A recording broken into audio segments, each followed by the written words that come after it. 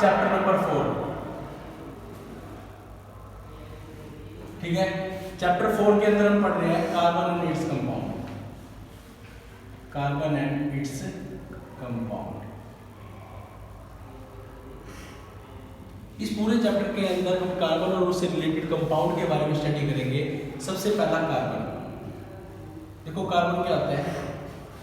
Carbon जिसका atomic number कितना होता है? 6, ठीक है। इलेक्ट्रॉनिक कन्फिग्रेशन अगर हम पढ़ें तो 2 and 4, ये चीज होती है इलेक्ट्रॉनिक कन्फिग्रेशन के अकॉर्डिंग, यानी कि K और L शेल के अंदर 4 इलेक्ट्रॉन आएंगे, ठीक है। और आउटर मोस्ट में जितने इलेक्ट्रॉन होते हैं हम उसको उसका वैलेंस इलेक्ट्रॉन बोलते हैं, ठीक है। यानी इसका वैलेंस इलेक्ट्रॉन 4 हो गया। और अगर मैं इसकी वैलेंसी की बात करूं तो इसकी वैलेंसी भी 4 है। कैसे पता लगा? क्योंकि 8 - 4 4, क्योंकि उसको 4 इलेक्ट्रॉन और चाहिए, 4 इलेक्ट्रॉन और चाहिए स्टेबल होने के लिए, ठीक है। वैलेंसी मैंने आपको पहले भी एक बात बोली थी, जिसकी जितनी वैलेंसी होती है वो उतनी बॉन्डिंग बनाता है। यानी कि कार्बन कितने बॉन्ड बनाएगा? 4 बॉन्ड बनाएगा, ठीक है। चलो दूसरी बात, यहाँ से हमें ये तो पता लग गया कि इसकी वैलेंसी और वैलेंस इलेक्ट्रॉन कितने हैं? 4। अब यहीं से तुम्हें चेक करना हो, चैप्टर नंबर 5 में पढ़ा था हमने, कितने शेल हैं? 2, K और L, ठीक है। 2 शेल अगर 2 होंगे तो पीरियड भी कितना होगा हमारा? सेकंड, ठीक है। सेकंड में जितनी शेल उतने पीरियड, ठीक है। और अगर इसका ग्रुप चेक करना हो तो देखो 4 वैलेंस इलेक्ट्रॉन है। ग्रुप के लिए आप क्या करोगे? ग्रुप 10 + 4 14, यानी कि कार्बन का पीरियड सेकंड है और ग्रुप क्या है हमारा? 14। ये 2 चीजें हमें पता लगी। तीसरी चीज, कार्बन एक नॉन मेटल है, नॉन मेटल, ठीक है। कार्बन एक नॉन मेटल है। अब अगर हम देखें कि कार्बन, ठीक है, हमारे एनवायरनमेंट में कैसे मिलता है, तो कार्बन हमें देखो एटमॉस्फेयर में, ठीक है, किसकी फॉर्म में मिलता है? CO2 की। और CO2 का परसेंटेज कितना आता है? 0.02%, ठीक है। और अगर मैं इसको बात करूं कहां पर? अर्थ के अंदर, अर्थ में हमें किसकी फॉर्म में मिलेगा? मिनरल्स की फॉर्म में, ठीक है। और वो अराउंड 0.03% होता है, ठीक है, मिनरल्स की फॉर्म में। मिनरल्स की फॉर्म में कैसे कैसे मिल सकता है? देखो कैल्शियम कार्बोनेट, H2CO3, ठीक है। ये अलग अलग फॉर्म में हमें इस तरीके से मिलेगा कार्बन। क्लियर है ये चीज? ठीक है। अब ये चीज हम स्टडी करने के बाद अब सबसे बड़ी बात आती है, कार्बन कितने बॉन्ड बनाएगा, क्या काम करेगा, ठीक है। उसको थोड़ा सा डिटेल में डिस्कस करते हैं। यहां तक तो क्लियर है?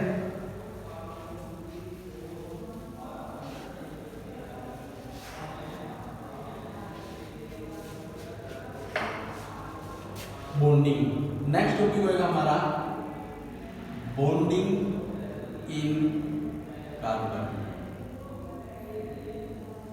बॉन्डिंग इन कार्बन देखो क्या है। अभी मैंने आपको बोला कार्बन का atomic number 6, electronic configuration 2 and 4। उसके अकॉर्डिंग देखो स्टेबिलिटी रूल क्या बताया था? 2, 8, 8, 18, 18, 32। ये हमारा स्टेबिलिटी रूल होता है या मैचिंग रूल। इसके अकॉर्डिंग देखो क्या है, या तो कार्बन 4 इलेक्ट्रॉन लॉस करते हैं, लॉस करके इसके ऊपर कितना चार्ज आ जाएगा? 4 पॉजिटिव, यानी अब इसके पास कितने इलेक्ट्रॉन रह गए? 2। या फिर कार्बन क्या कर ले? 4 इलेक्ट्रॉन गेन कर ले, ठीक है। इसको गेन करने पे कौन सा चार्ज आता है? माइनस, और लॉस करने पे कौन सा आता है? प्लस, ठीक है। तो अब इसके पास इलेक्ट्रॉन कितने बचेंगे? 2, 8। अब कार्बन की दिक्कत क्या आती है? ना तो कार्बन 4 इलेक्ट्रॉन लूज कर पाता, ना ही गेन कर पाता, ठीक है। तो यहां से एक क्वेश्चन ये राइज होता है, why carbon does not form ionic bond, ठीक है। अगर ये आयनिक बॉन्ड नहीं शो करता तो कौन सा शो करेगा? Why carbon does not form ionic bond, ठीक है। इसका मतलब ये कौन सा बॉन्ड शो करता है? कोवलेंट। आंसर तो देखो क्या है, carbon show covalent bonding, covalent bonding. अब ये कोवलेंट बॉन्डिंग नाम आते ही ना एक बात क्लियर होगी, कोवलेंट बॉन्डिंग कौन सी होती है जिसके अंदर हम क्या बात करते हैं, sharing of electron, sharing of electron ही हमारा कोवलेंट बॉन्डिंग होती है। अब रीजन देख लो, कार्बन ना 4 इलेक्ट्रॉन लूज कर पाता, ना ही 4 इलेक्ट्रॉन गेन कर पाता, तो वो क्या करेगा, वो शेयरिंग ऑफ इलेक्ट्रॉन करेगा। शेयरिंग ऑफ इलेक्ट्रॉन करने की वजह से ही क्या करेगा, वो कोवलेंट बॉन्ड बनाता है और आयनिक बॉन्ड नहीं बनाता। आयनिक बॉन्ड क्या होता है, जिसके अंदर कंप्लीट ट्रांसफर हो जाए, यानी कि कार्बन अपने चारों के चारों इलेक्ट्रॉन दे दे, ठीक है, या किसी और से इलेक्ट्रॉन दे दे, तो वो आयनिक बॉन्ड होगा। कोवलेंट के अंदर क्या है, शेयरिंग करेगा वो, ठीक है। इसका बेस्ट एग्जांपल देखो क्या है, जैसे CO2, ठीक है, इसी का इलेक्ट्रॉन नोट स्ट्रक्चर भी आता है। नेक्स्ट देखो CO2 लेते हैं, अब इसको देखो C, सेंट्रल एटम क्या है, एटॉमिक नंबर 6, इलेक्ट्रॉनिक कन्फिगरेशन करो 2 और 4, ठीक है। ऑक्सीजन जो उसके साथ अटैच है, एटॉमिक नंबर 8, 2 और 6, इसकी वैलेंसी कितनी है, 4, वैलेंसी 4, इसकी वैलेंसी कितनी है, 2। वैलेंसी का मतलब होता है कितने इलेक्ट्रॉन रिक्वायर्ड है या लॉस किए जाए स्टेबिलिटी के लिए। इसकी वैलेंसी 4 है, इसकी 2 है, यानी कि ये दो बॉन्ड, मैंने ऊपर लिखा था जिसकी जितनी वैलेंसी होगी वो उतने बॉन्ड बनाएगा। तो ये कितने बॉन्ड बनाएगा, 4, और ये कितने बनाएगा, 2। तो रखो ये कार्बन, यहाँ पर एक ऑक्सीजन, यहाँ पर एक ऑक्सीजन, ठीक है। अब आधे से ज्यादा बच्चों को ये दिक्कत होती है कि यहाँ पर बीच में देखो कार्बन की तो 4 इलेक्ट्रॉन है, इसकी तो 4 बॉन्ड बनाए गए, बट ये ऑक्सीजन और ये ऑक्सीजन डिसाइड करेंगे कि इस कार्बन के पास कितने इलेक्ट्रॉन रखे जाए। अब देखो इसकी वैलेंसी कितनी है, 2, तो हमने रख दी है 2, वैलेंस इलेक्ट्रॉन शो, ठीक है, 6 शो कर दिए। अब देखो इसकी वैलेंसी 2 है, तो ये 2 बॉन्ड बनाएगा, इसको स्टार से दे देते हैं, ये स्टार। इसकी भी कितनी है, 2, इसकी वजह से ये भी अपने 2 इलेक्ट्रॉन यहाँ रखेगा, बाकी एज यूजुअल, ठीक है। तो हम इसको क्या कहते हैं, इलेक्ट्रॉन डोट स्ट्रक्चर है, इलेक्ट्रॉन डोट स्ट्रक्चर, ठीक है। चाहे ऐसे शो कर दो या फिर आप सर्कल लगा दो। देखो सर्कल लगाने के बाद कितने हो गए, 6 तो इसके थे, 2 इसके, 8, इधर भी देखो 6 इसके, 2 इसके, 8। अब यहाँ पर भी देखो 2 इधर चले जाएंगे, ये हो गया CO2 का स्ट्रक्चर, ठीक है। इसी तरह अपने और सारे भी इलेक्ट्रॉन डोट स्ट्रक्चर पढ़े, ठीक है। कोई और तुम्हें प्रॉब्लम है तो वो बताओ, कौन सा इलेक्ट्रॉन डोट स्ट्रक्चर होता है, सल्फर, ठीक है। इलेक्ट्रॉन डोट स्ट्रक्चर देखो सल्फर का,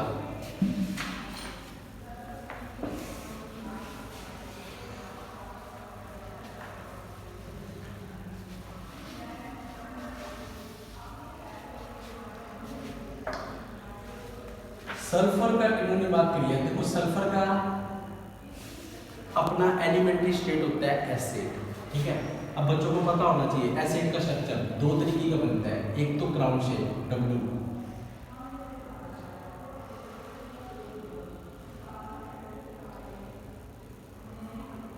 हर जगह पे S, यहाँ S, ये S, ये S, ये S हो जाएगा हमारा, ठीक है। इलेक्ट्रॉन डोट स्ट्रक्चर एक तो ये हो जाए, या फिर सर्कल के अंदर आप S डाल रहे हैं, S,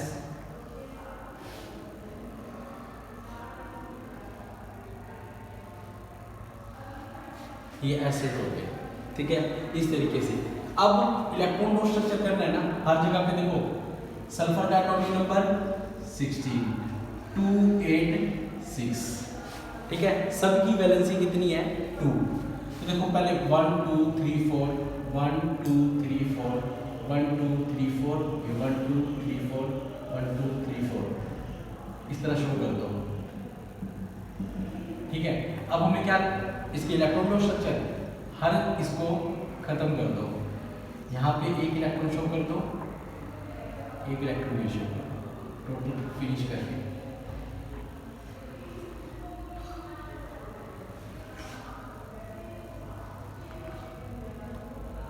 हर लाइन को खत्म करते जाना, एक इलेक्ट्रॉन बीच में, एक इलेक्ट्रॉन, क्योंकि एक बॉन्ड बनाने के लिए हमें 2 इलेक्ट्रॉन की रिक्वायरमेंट होती है। समझ गए? ये हो गया।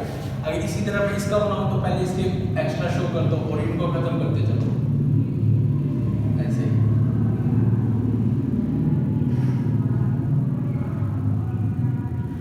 ये चीज हो जाएगी ऐसे ऐसे हर बार।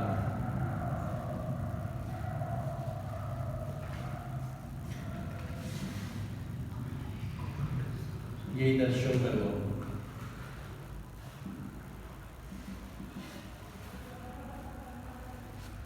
थोड़ा सा ओपन करोगे तो ये बन जाएगा। ये आपका क्राउन शेप हो गया, क्राउन शेप, क्वीन वाला क्राउन। ठीक है, तो ये स्ट्रक्चर बन गया हमारा एसिड का। अब नेक्स्ट चीज देखो क्या आती है, कार्बन के एलोट्रोप की।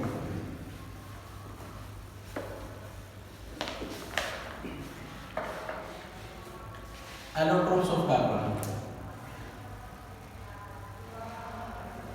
Tropes of carbon. Allotropes of carbon का मतलब क्या होता है, कार्बन से बनने वाले कंपाउंड, यानी कि जो भी। और हम एलोट्रोप्स ऑफ कार्बन कितने पढ़ते हैं, 3। सबसे पहले डायमंड, दूसरा ग्रेफाइट, थर्ड आता है हमारा बक मिनिस्टर फुलरेंस। ठीक है, डायमंड के बारे में अगर मैं थोड़ी बात बताऊं तो डायमंड देखो कार्बन से बना है, तो एक सिंगल कार्बन है, ठीक है, अदर कार्बन से 4 बॉन्ड बनाता है, यानी कि टेट्राहेड्रल सा बॉन्ड बनाता है। यानी ये जो सिंगल एटम कार्बन है ना, 4 के 4 बॉन्ड बनाते हैं, और ये वाले अदर कार्बन भी क्या करेगा, अदर के साथ कार्बन के साथ बॉन्ड बनाएगा। जनरल स्ट्रक्चर बताऊं तो ये चीज, ठीक है। डायमंड का इसके बारे में स्टडी करेंगे। ग्रेफाइट और डायमंड में क्या फर्क है, इसका ये वाला इलेक्ट्रॉन फ्री होता है, ये सिर्फ 3 बॉन्ड बनाता है, बाकी सेम चलेगा ऐसे।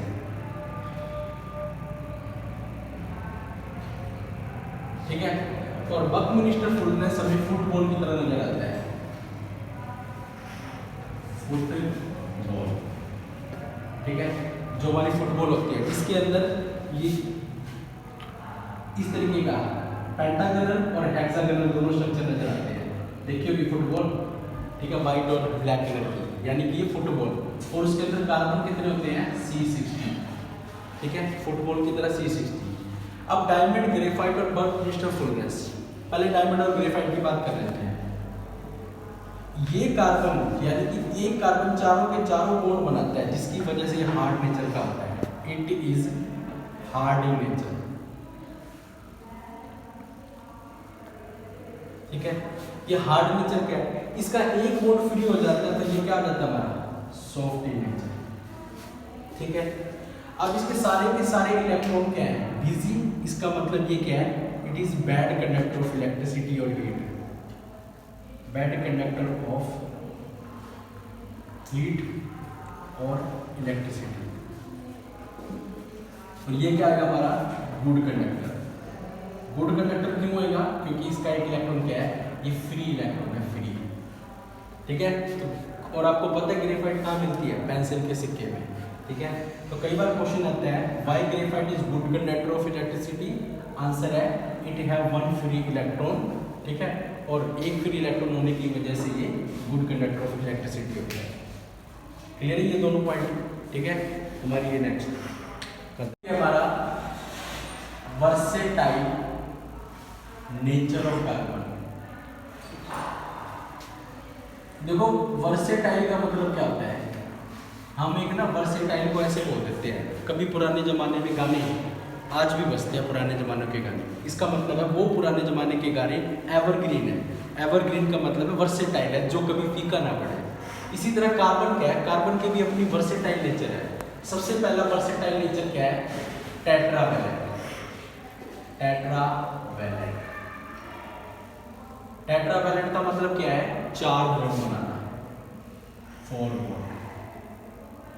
ठीक है, क्योंकि आपको पता ही है कार्बन का एटॉमिक नंबर 6 इलेक्ट्रॉनिक कन्फिग्रेशन 2 4, 4 इसकी वैलेंसी है, 4 इसका वैलेंस इलेक्ट्रॉन है, जिसकी वजह से कार्बन 4 बॉन्ड बनाएगा, 4 बॉन्ड। एग्जांपल के लिए CH4 है, ये H, यहाँ पर H, 1 2 3 4, इसका मतलब इसके भी शो कर दो, ये CH4, और शो करना है तो ऐसे भी शो कर सकते हो बॉन्डिंग से, ठीक है, यानी ये 4 बॉन्ड बनाता है। दूसरी चीज देखो क्या है, catenation, catenation power. Catenation power का मतलब देखो क्या होता है, कैटिनेशन का मतलब होता है सेल्फ लिंकेज पावर, ठीक है, it is the self linkage power of carbon atom. अब मैं कैटिनेशन कार्बन की पढ़ रहा हूं तो यही लिखूंगा, it is the self linkage power of carbon atom. और अगर आप कैटिनेशन किसी और की लिख रहे हो तो वहां पर एनी एटम, कुछ भी उस एटम का नाम लिख सकते हो। कैटिनेशन का मतलब है ये एक कार्बन कार्बन की बहुत ही लॉन्ग चेन बना सकता है, ठीक है, ये बात होगी। थर्ड चीज है वो मल्टीपल बॉन्डिंग, मल्टीपल बॉन्डिंग। देखो मल्टीपल बॉन्डिंग में हम क्या बात करते हैं, कार्बन देखो, कार्बन कार्बन सिंगल बॉन्ड भी बनाता है, कार्बन कार्बन डबल बॉन्ड भी बनाता है, कार्बन कार्बन ट्रिपल बॉन्ड भी बनाता है। तो इसी को देखो, कार्बन कार्बन के बीच में सिंगल बॉन्ड बने, डबल बॉन्ड बने, ट्रिपल बॉन्ड बने। सिंगल बॉन्ड बनता है तो हम उसको एल्केन के अंदर रखते हैं, एल्केन। कार्बन कार्बन में डबल बॉन्ड होता है तो हम उसे एल्कीन बोलते हैं, ट्रिपल बॉन्ड होता है तो हम उसे एल्काइन बोलते हैं, ठीक है। ये चीज होगी मल्टीपल बॉन्डिंग, इसकी करते हैं। एक क्वेश्चन कई बार वैसे तो 12th में आता है, देखो कार्बन ने कैटिनेशन पावर शो कर दी, कार्बन कार्बन में सिंगल बॉन्ड बनाना, ठीक है, ये तो हमारी कैटिनेशन पावर होगी। क्वेश्चन ये होता है कि कार्बन कार्बन एक बहुत ही लॉन्ग चेन बनाता है और इसी का एक ग्रुप होता है हमारा सिलिकॉन। सिलिकॉन लॉन्ग चेन नहीं बना पाता, ठीक है। लॉन्ग चेन ना बनाने का रीजन क्या है, ये अगर अनलिमिटेड चेन बना सकता है तो ये लगभग 17 से 18 यूनिट तक ही आपस में जुड़ते हैं।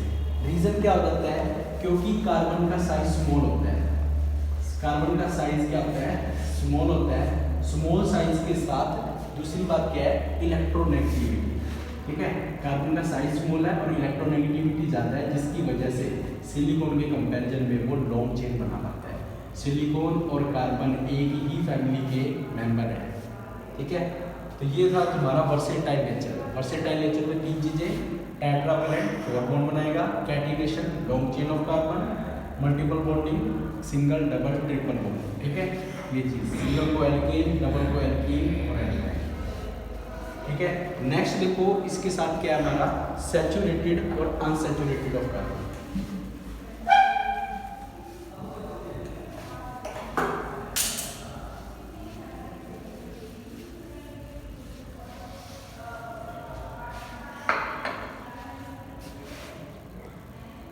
सैचुरेटेड, देखो सैचुरेटेड और अनसैचुरेटेड से पहले एक चीज देख लो, हाइड्रोकार्बन। एक डेफिनेशन आती है हाइड्रोकार्बन। हाइड्रोकार्बन क्या होता है हमारा, हाइड्रोकार्बन वो होता है those compound which are made up of hydrogen plus carbon. वो कंपाउंड जो हाइड्रोजन और कार्बन से मिलकर बने होते हैं, हम उनको हाइड्रोकार्बन बोलते हैं, ठीक है। यानी ऐसे कंपाउंड जिसमें हाइड्रोजन भी होगा और कार्बन भी होगा, इस तरीके के कंपाउंड को हमने हाइड्रोकार्बन बोल दिया। ये 2 टाइप के होते हैं, कौन से, सैचुरेटेड, सैचुरेटेड कंपाउंड और दूसरा अनसैचुरेटेड कंपाउंड, ठीक है। सैचुरेटेड और अनसैचुरेटेड। सैचुरेटेड का मतलब क्या होगा, वो कंपाउंड जिसके अंदर कार्बन कार्बन में सिंगल बॉन्ड हो, ठीक है। या ये बोलता हूँ saturated compound are those which have single bond, ठीक है, इन बिटवीन द कार्बन, ठीक है। वो जो कार्बन कार्बन के बीच में सिंगल बॉन्ड हो। अब एक बात और अनसैचुरेटेड कौन से होंगे, विच हैव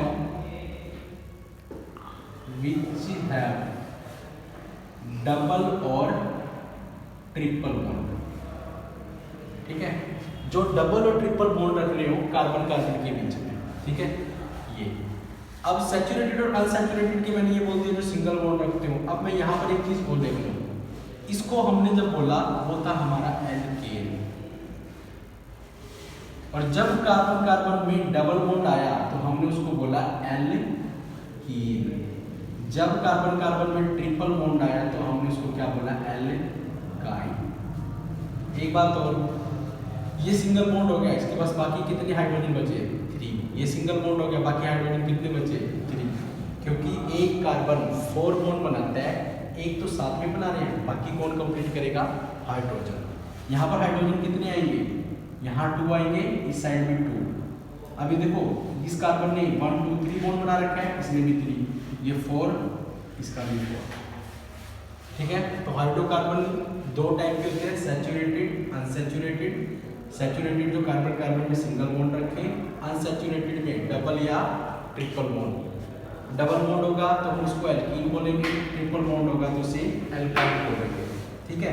अब इनके बीच में एक शॉर्टकट बता देता हूँ मैं। शॉर्टकट देखो क्या है, ये हमारा हो गया एल्कीन, ठीक है। इसका जनरल फॉर्मूला, जनरल फॉर्मूले के हिसाब से बता रहा हूँ आपको। एल्कीन का जनरल फॉर्मूला आएगा CnH2n, ठीक है, CnH2n।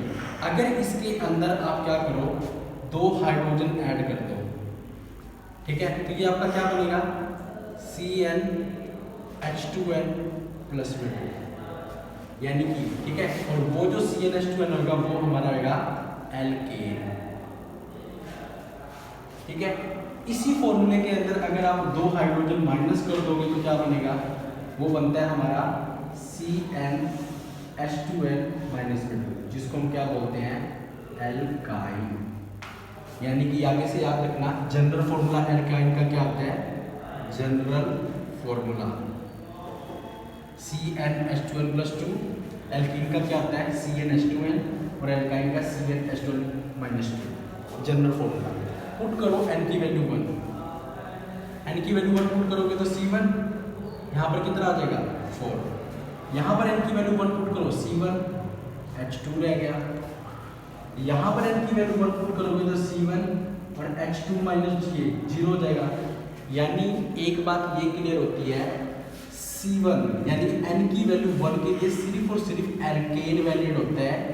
ये तो वैलिड हो ही नहीं सकता, क्यों, एक कार्बन 4 बॉन्ड बनाता है, 2 हाइड्रोजन आ रहे हैं तो ये भी कैंसिल और ये भी कैंसिल। आगे से क्या, एल्कीन के अंदर अगर पॉसिबिलिटी होती है तो n + 2, n = 2 से होती है, और इसके अंदर भी n = 2 से होती है।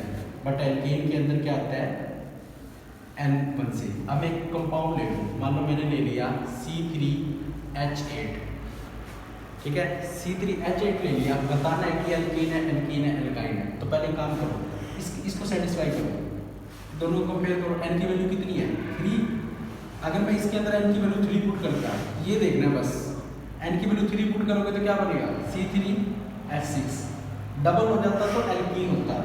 अब यहाँ पर देखो क्या है, यहाँ 6 है और यहाँ पर 8, 2 हाइड्रोजन एक्स्ट्रा है तो वो हमारा एल्केन होता। और अगर यहाँ पर 2 हाइड्रोजन लेस होता तो हमारा क्या होता, एल्काइन होता। बात समझ आई है। n की वैल्यू पुट करी, ट्वाइस कर दिया, ये फॉर्मूला बन गया एल्कीन का। अगर 2 हाइड्रोजन एक्स्ट्रा है तो एल्केन हो गया, अगर कम होता तो एल्काइन हो जाता। सबसे पहले आपको एल्कीन चेक करना है, उसके बाद ऐड और माइनस, ठीक है। तो ये था हमारा हाइड्रोकार्बन सैचुरेटेड और अनसैचुरेटेड। एक लास्ट टॉपिक है हमारा homologous series, most important.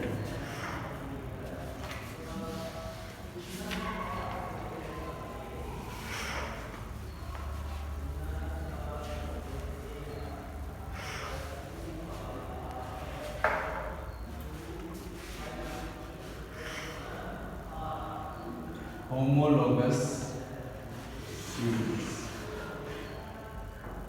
Most important topic है, इस बार सीबीएसई में आने के चांसेस। होमोलोगस सीरीज देखो कौन सी है।